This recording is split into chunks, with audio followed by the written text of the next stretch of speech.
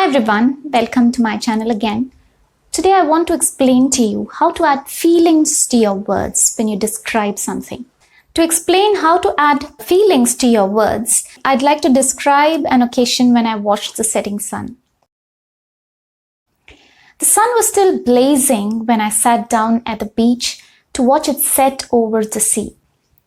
It was hard to look at first, but as it started to set, its glare was less intense, and I felt really lucky to be able to witness the mesmerizing sight of the sky turning into a colorful palette and painting the sea with its hues.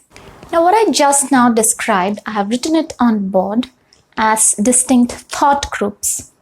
Each sentence is a thought, and it ends with the main idea, and that main idea I have underlined in red.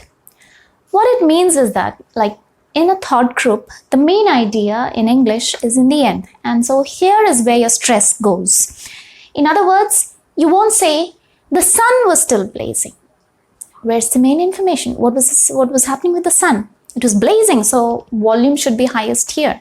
The sun was still blazing when I sat down at the beach. Now, where did you sit down? You sat down at the beach. So that is your main information. So in Indian languages, sometimes what happens is we give the main information first. Kottayam poyadayirunnu. So it's okay if you taper. This was Malayalam. But in English, you won't say Kottayam I had gone. No, you would say I'd gone to Kottayam. So your main information is in the end. So first of all, your voice should not taper down. Your voice should go up.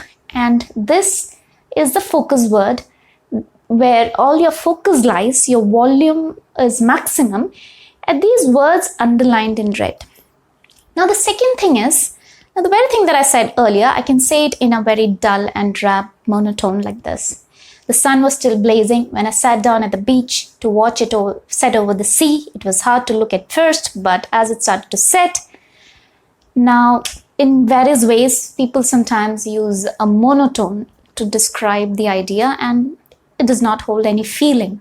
How do you put feeling? It's very easy actually. You don't have to bother about these other words in black. You only have to think about putting the feelings to these words underlined in red. Now, you have to think about what do you feel about that. Blazing. So your pitch goes high there. Blazing, not blazing. You're not sad about it, right? It was blazing. So excitement, high pitch. The sun was still blazing when I sat down at the beach. Now you may not use a very high pitch there.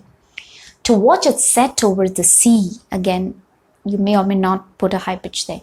It was hard to look at first. You're a little bit unhappy about that. It was hard to look at first. So it might go a little bit of low pitch.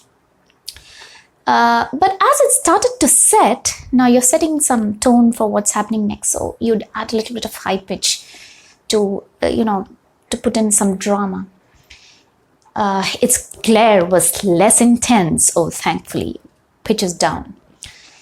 And I felt lucky to witness, high pitch maybe, the mesmerizing sight, maybe again a high pitch, of the sky turning, maybe a low pitch, into a colorful palette, painting the sea in its hues.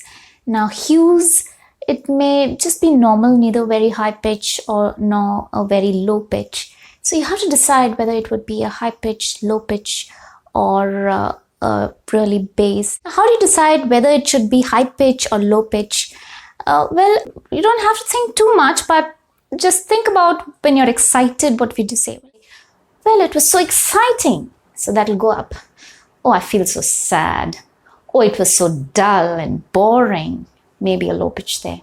So in a sense, there's no hard and fast rule whether you should put a high pitch there or a low pitch there. But go with your feeling and don't let it be the same pitch.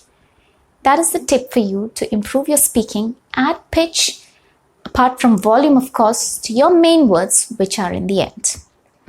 All the best with your English language preparations. Bye-bye.